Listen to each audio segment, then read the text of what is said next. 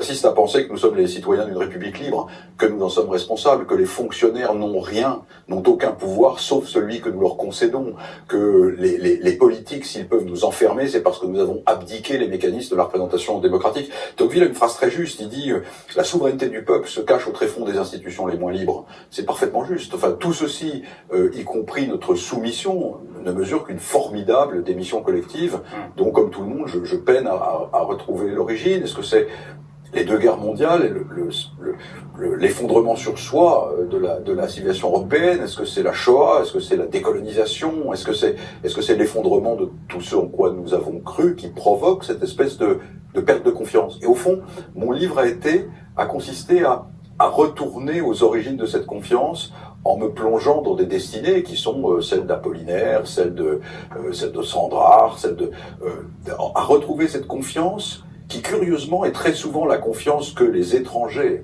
mettent dans la France.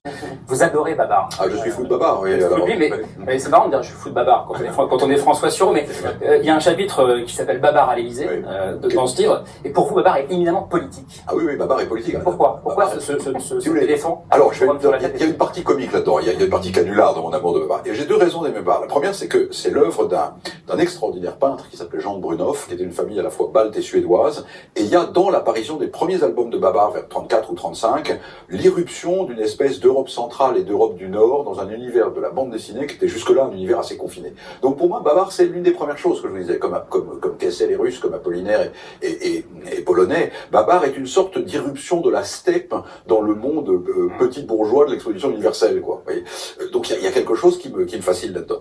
Et puis, il y a une deuxième chose, c'est que au fond, il écrit son dernier livre, lui, avant que Laurent de Bonhoeffe lui prenne le relais, qui est Babar et le Père Noël, où l'une des dernières images, juste avant la guerre, c'est Babar creuse un abri dans la tempête et il est mort juste après. Il y a cette espèce de conscience de l'horreur qui vient chez Babar qui est absolument incroyable. Et puis une troisième chose, c'est que Babar, c'est la réconciliation nationale. Au fond, quand on a fait la République, on a dit le peuple est souverain.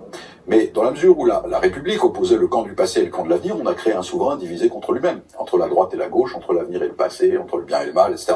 Comment un souverain peut-il être divisé contre lui-même? Babar est la réponse métaphorique à cette question. C'est un éléphant qui est à la fois monarchique et socialiste, qui réalise le programme d'Engels, c'est-à-dire le dépérissement de l'État par l'avènement d'une solidarité universelle, et qui crée un royaume où les crocodiles peuvent vivre dans le royaume des éléphants sans qu'on leur demande de devenir des éléphants. Je suis frappé de la dureté du monde. Enfin, je fais pas partie de ceux qui en souffrent le plus, mais je suis frappé de la dureté du monde pour une très grande majorité de gens. Les Français avaient subi les gilets jaunes, ils avaient subi les retraites, la difficulté de prendre le métro, les grèves, la nécessité d'aller au travail à pied, et à la fin, beaucoup de Français font un travail difficile, peu rémunérateur moralement pour une rémunération extrêmement faible. Bref, le monde de la compétition, le monde de la technique, le monde dans lequel nous vivons n'est pas un monde sympathique. Alors, on a beau nous persuader qu'il l'est, l'entreprise où on travaille nous dit c'est génial l'entreprise, comme disent un de mes copains, c'est la première... L'entreprise, c'est une drôle de religion, c'est la première religion qu'on voit qui est capable de licencier ses fidèles. Bon.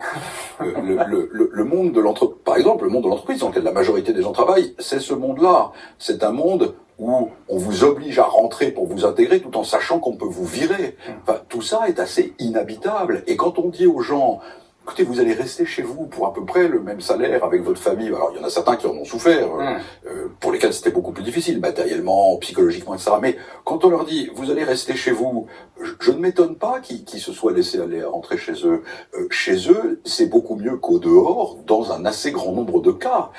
Et ça, je trouve que c'est une réflexion. Ça nous a fait toucher du doigt des choses que Orwell a écrites, des choses que des tas de gens ont écrites, que Simone Veil a écrites, la philosophe. Ça nous a fait toucher du doigt, ça, et j'aimerais pas qu'on l'oublie.